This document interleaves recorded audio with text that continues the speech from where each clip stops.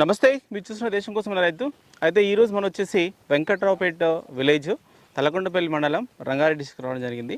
చూడండి, మనకు చాలా అంటే పంటల్లో కానీ, కూరగాయల్లో కానీ, పూలు పండించడంలో కానీ తిరుపతి రెడ్డి సార్ అయితే చాలా బాగా పండిస్తుంటారు. మంచి మంచి విధానాలను ఎంచుకొని పండిస్తుంటారు. మంచి మంచి సీడ్ ఎంచుకొని పండిస్తూ ఉంటారు. అయితే ఈరోజు ఇక్కడ మనకి చామంతి తోట అనేది వేసిరు. ఈ చామంతి యొక్క సాగు వివరాలు వారిని అడిగి తెలుసుకునే ప్రయత్నం చేద్దాం.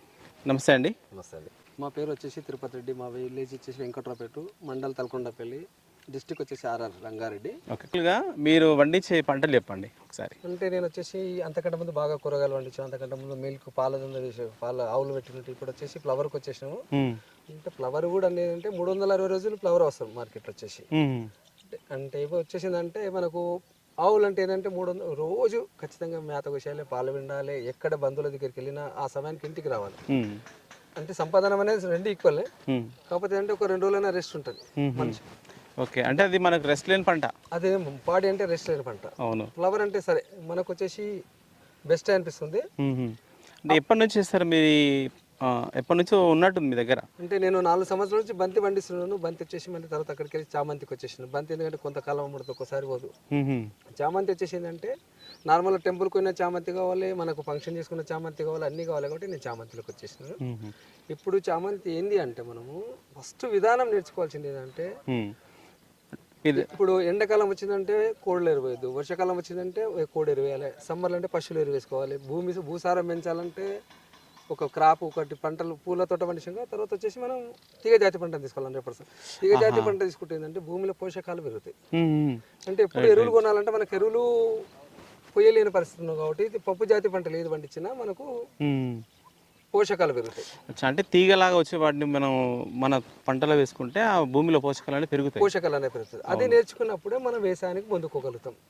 నేను చామంతి సాగు చేసాను, నేను కూడా చేస్తాను అని అంటే కాదు. దాంట్లో ఎన్ని అంటే నేను చాలా వచ్చేసి, ఎందుకంటే బయట రాష్ట్రాలకు వచ్చేసి తమిళనాడు కానీ, కర్ణాటక కానీ, చిత్తూరు కానీ అక్కడ వచ్చేసి అక్కడ ఎట్లా విధానంగా వ్యవసాయాలు చేస్తున్నారు, మనం ఏం చేస్తున్నాము, మనం ఎందుకు వెంకబడిపోతున్నాం. హైదరాబాద్ 60 కిలోమీటర్ల దూరం నుండి మనం వ్యవసాయంలో వెంకబడిపోతాం. అంటే వ్యవసాయం అంటే ఏంటంటే విద్య లాంటిది.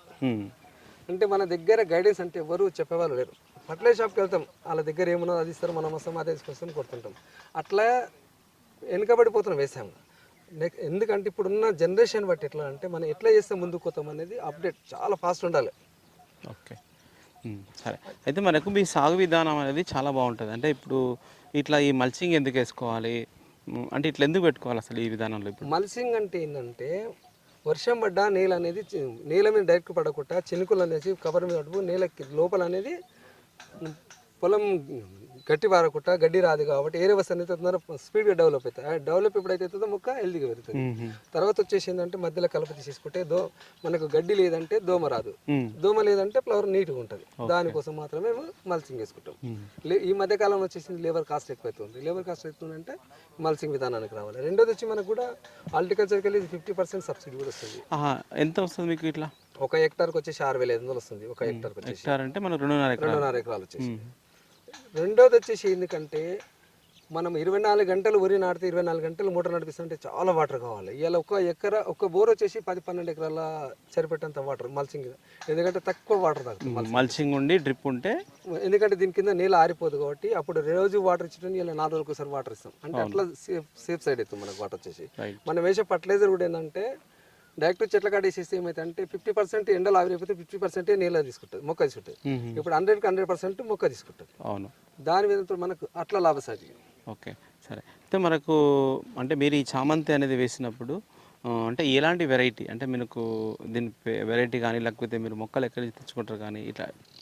మేము ఈ వెరైటీ వచ్చేసి సెంట్ వెరైటీ. తర్వాత వచ్చేసి మేము ఇక్కడ బెంగళూరుకి వెళ్ళి తెప్పించేసుకున్నాం. ఇది వచ్చేసి కలకత్తా వెరైటీ. తర్వాత ఏమంటారు ₹2.50 ఒక మొక్క పడ్డది మాకు. ఓకే, అక్కడికి వెళ్ళి అంటే మళ్ళీ ఎట్లా చెప్పారు అక్కడ? అంటే మీరు ఇన్ఫర్మేషన్ ఎప్పుడు ఇవ్వాలి, మీ దగ్గరికి ఎట్లా వస్తుంది మళ్ళీ ఇది? మాకు వచ్చేసి మేము ఈ సంవత్సరం ఫస్ట్ టైం పోయినాము అక్కడికి, బెంగళూరు పోయి తీసుకున్నాము. అక్కడికి అంటే ఎనీ టైం కార్గో చేస్తాడు. మ్మ్. అంటే మనం ఒక 10 days ముందే నేల తయారు చేసినప్పుడు ముందే ఆర్డర్ పెట్టేసుకుంటే మ్మ్. ఆ టైంకు మనం నేల రెడీ చేసి పెట్టుకోవాలి. చేసి పెట్టుకుంటే మనం ముందు చెప్పేసి ఒక రోజు ముందే నారంతా రెడీ చేసి ప్యాక్ చేసి కార్గో చేస్తాడు. ఎందుకంటే ఈ మధ్యకాలంలో కార్గో చాలా స్పీడ్ ఉంది, ఎక్కడ ఇబ్బంది లేకుంటుంది. కాకపోతే ఇచ్చే మన నర్సరీ అతను మాత్రం చాలా నమ్మకం కావాలి, అది ఫస్ట్ కావాలి. ఎందుకంటే వాళ్ళు ఎట్లా మొక్కను పెంచిస్తారు, ఏ రకంగా పెంచిస్తారు, అది వచ్చినప్పుడే ఏమంటారంటే చిన్న బాబు మంచి హెల్దీగా ఉన్నప్పుడు పంట దిగుబడి కూడా హెల్దీగా వస్తుంది. అంటే మనం ఏమంటాము చిన్నప్పుడే రోగంతో అంటే పెద్ద అయిన కూడా రోగాలతోటి ఉంటాడు. అంటే ఫస్ట్ పెంచి అక్కడ నర్సరీ విధానం కూడా కావాలి.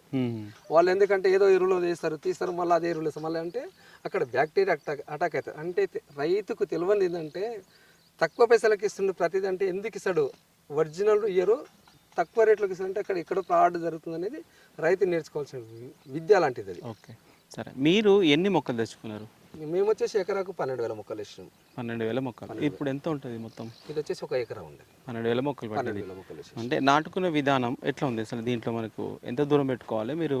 అంటే ఈ మల్చింగ్లో హోల్స్ మీరు చేసుకుంటారా లేకపోతే అట్లే ఉండే ఇలా కంపెనీకి వెళ్ళొస్తాం మళ్ళీ జిగ్జాగ్లో? జిగ్జాగ్లో కంపెనీకి వెళ్ళొస్తాం. మనం చేసుకోవడం అంటే చాలా కష్టం. మేము అట్లా కూడా చూసినాము, అట్లా మన వల్ల కాలేదు కాబట్టి కంపెనీకి వెళ్ళేసుకుంటాం. కొంత కాస్ట్ ఎక్కువ కానీ కాస్ట్ చూడకుండా మనం మల్చింగ్ జిగ్జాగ్ తెచ్చుకోవాలి. జిగ్జాగ్ తీసుకుంటే బెస్ట్గా ఉంటుంది. ఓకే, ఎంత ఉంటుంది మనకి ఇట్లా? సాలుకి సాలు వచ్చేసి 4 పెట్టేసాము, మొక్కకు మొక్క వచ్చేసి 18 ఇంచులు. అంటే ఒక ఎకరాకు వచ్చేసి ఏంటంటే 12,000 మొక్కలు మాత్రం వేసుకుంటాం. ఓకే, 4 బిండల మల్సింగ్ పడుతుంది ఒక ఎకరాకు వచ్చేసి. మీరు ఎప్పుడు నాటుకుని మొక్కలు తీసుకొచ్చి? ఇది వచ్చేసి మాకు డిసెంబర్ 10 తారీఖు నాటింది. డిసెంబర్ 10వ తారీఖు. అంటే నాకు మినిమం 100 days. 100 days 30 days వస్తుంది కటింగ్. అంటే ఎప్పటి నుంచి అంటే మనకు ఫ్లవర్స్? 40 రోజులు 30 రోజులకు మొగ్గలు వస్తుంటే మొగ్గలు ఉంచదు, మొగ్గలు తీసేస్తారు. మొగ్గలు తీసేయకపోతే మనకు చెట్టు అక్కడికి ఆగిపోతుంది. అంటే మనకు 2-3 సార్లు మొగ్గలు మొత్తం కటింగ్ చేయాలి. మొగ్గలు కటింగ్ చేస్తే చెట్టు డెవలప్ అవుతుంది. చెట్టు డెవలప్ అయిందంటే ఫ్లవర్ వస్తుంది.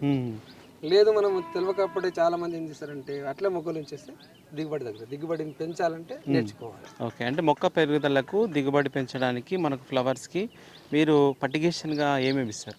మేము వచ్చేసి ఫస్ట్ ట్రిపుల్ ఇచ్చేస్తాం, తర్వాత ఒకసారి 28 ఇచ్చేస్తాం. మొగ్గలు వచ్చేసి 13-0-40 ఇస్తాం. అంటే అప్పుడు ఏంటంటే మనం ఎట్లా చెట్టు హెల్దీగా పోతుందో దాన్ని చూసి ఫర్టిలైజర్ వేస్తూ ఉంటాం. ఓకే, ఫస్ట్ ఆఖరి దుక్కులు వచ్చేసి 2 బస్తాలు డిఏపి వేసేసుకుంటాం. అంటే మనం ముందు బెడ్లు రెడీ చేసేటప్పుడు పశువులు ఎరువు తోలుతాం, కోల్డ్ ఎరువు తోలుతాం. ఓకే, సగం 50% 2 ట్రాక్టర్లు కోల్డ్ ఎరువు, 2 ట్రాక్టర్లు పశువులు ఎరువు తోలుతాం. అట్లా బెడ్లు తయారు చేసేసుకొని మొక్కలు వేసేస్తాం. ఓకే, అయితే ఒకటి చెప్పండి, ఈ అసలు అంటే ఈ వెరైటీ ఫ్లవర్ ఎట్లా ఉంటుంది మనకు? ఏ సైజులో వస్తుంది? మీరు మార్కెట్కి తీసుకెళ్తే దీన్ని ఎట్లా తీసుకుంటారు? మనకు ఇది వచ్చేసేసి ఒక 5 నుంచి 7 days లోపల కటింగ్ అయిపోవాలి ఒకసారి స్టార్టింగ్ ఏంటంటే. అంతకంటే ఎక్కువైపోయిందంటే ఇక్కడ బ్యాక్ సైడ్ వచ్చేసి నల్లగా అయిపోతుంటుంది. అది కాకుండా అది ఏంటంటే ఫ్లవర్ మార్కెట్ డిమాండ్ పడిపోతుంది. అంటే బ్యాక్ సైడ్ మనకు కనిపించదు. అంటే మనం ఎప్పుడు కంటిన్యూ చేసే వాళ్ళకి తెలిసిపోతుంటుంది. అక్కడ పోయినప్పుడే వాళ్ళు వ్యాపారస్తులు గుర్తుపట్టేస్తారు. వాళ్ళకి ఆటోమేటిక్ తెలిసిపోతుంది వాళ్ళకు ఎన్ని రోజులు కటింగ్ చేసి ఏమైంది అనేది.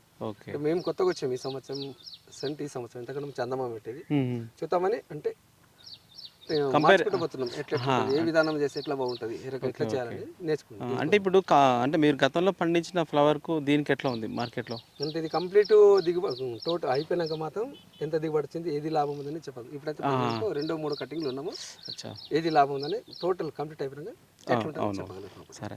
ఎందుకంటే నేను ఏదో ఉన్నారు ఇక్కడ చెప్తున్నారు ఇంత వచ్చింది అనేది అది ఎక్కడ కూడా ఏ రైతు కూడా చేయదు.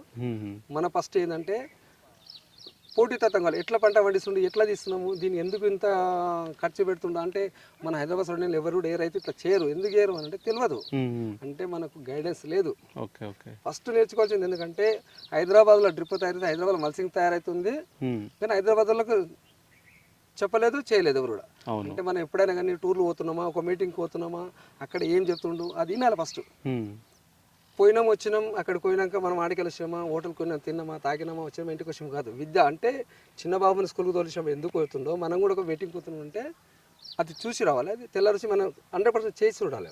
ఓకే, ఈ రకంగా చేస్తే బాగుందా లేదా, మనం చేయాలి, ఏం చేస్తున్నాం అంటే ఏమంటాడు ఉద్యోగం వచ్చి నేను ఒకటి చేస్తుంటాడు అంటే మనం కూడా వ్యవసాయంలో ఏం చేస్తున్నాం, మన విద్య అనేది అప్పుడే మనం ముందుకు పోగలుగుతాం. మన పిల్లలు ఈరోజు బయట దేశాలకు బయట కంట్రీలో పంపిస్తున్నాం, వాళ్ళు కూడా ఎంతో కష్టపడతారు. అంటే వాళ్ళకి మనం కూడా ఎందుకు చేయొద్దు, మనం ఎందుకు కష్టపడొద్దు అనేది నేర్చుకోవాలి. ఓకే, సరే. అయితే మీకు అంటే ఈ విధానంగా సాగు చేసుకోవడానికి మీకు మామూలుగా ఎంత ఖర్చు ఉంటుంది ఇట్లా? ఇది వచ్చేసి ఒక ఎకరాకు వచ్చేసి 1,00,000 నుంచి 1,30,000 ఖర్చు వస్తుంది.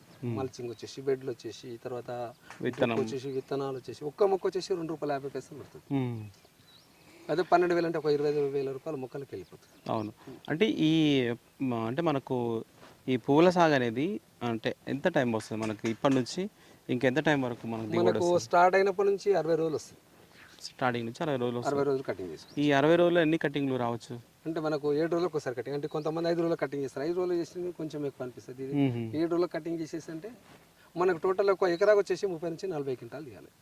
స్టార్ట్ అయిన నుంచి అయిపోయిన వరకు అది లాస్ట్ వరకు 40 క్వింటాలు తీస్తే రైతు మంచి దిగుబడి తీసాడు. ఇప్పుడు ఎన్ని కటింగ్లు చేశారు మీరు ఇక్కడ? ఇప్పటికి 3 కటింగ్ అయిపోయింది. 3 అయిపోయినాయి. 3 కటింగ్ 3 అయిపోయినాయి కదా. ఇప్పుడు అంటే మీరు కోసినటువంటి పువ్వులు ఎక్కడ తీసుకెళ్తారు మళ్ళీ? మేము వచ్చేసి గుడి మల్కాపురం, మనకు హైదరాబాద్ మెహదీపట్నం దగ్గర ఉన్నది. ఇక్కడికి వెళ్ళి హైదరాబాద్ 70 కిలోమీటర్లు మన మార్కెట్కి వచ్చేసి.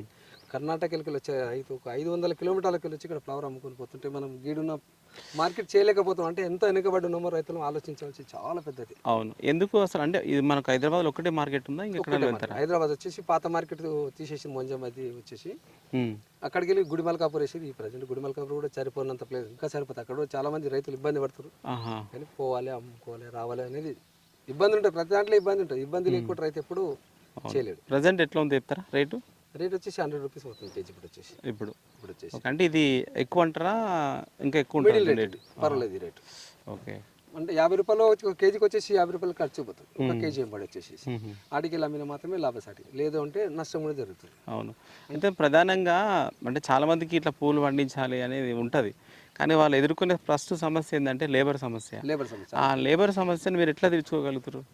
లేబర్ అనేది ఏంటంటే మీరు ఎక్కడ నుంచి తెచ్చుకుంటారు మళ్ళీ లేబర్? మేము వచ్చేసి ఇక్కడికి ఒక 10 కిలోమీటర్ల దూరంకి వెళ్ళి లేబర్ వస్తున్నారు నా దగ్గర. ఎందుకంటే 300 రోజు పని దొరుకుతుందని చెప్పేసి నేను ఒక పర్మిట్ ఒక 10-12 మందిని ముందే మాట్లాడేసుకుని నా పని కోసం అయితే కంటిన్యూ చేస్తారు. ఎందుకంటే ఎప్పుడు ఇక్కడ పని దొరుకుతుంది అనేది వాళ్ళ ఆలోచన. సరే నేను 10 రూపాయలు ఎక్కువ ఇచ్చినా తక్కువ ఇచ్చినా మాత్రం కంటిన్యూ మాత్రం వస్తుంది. అంటే 300 రోజులు 6 నెలల పని మాత్రం మా దగ్గర కంటిన్యూ ఉంటుంది. సరే మరి.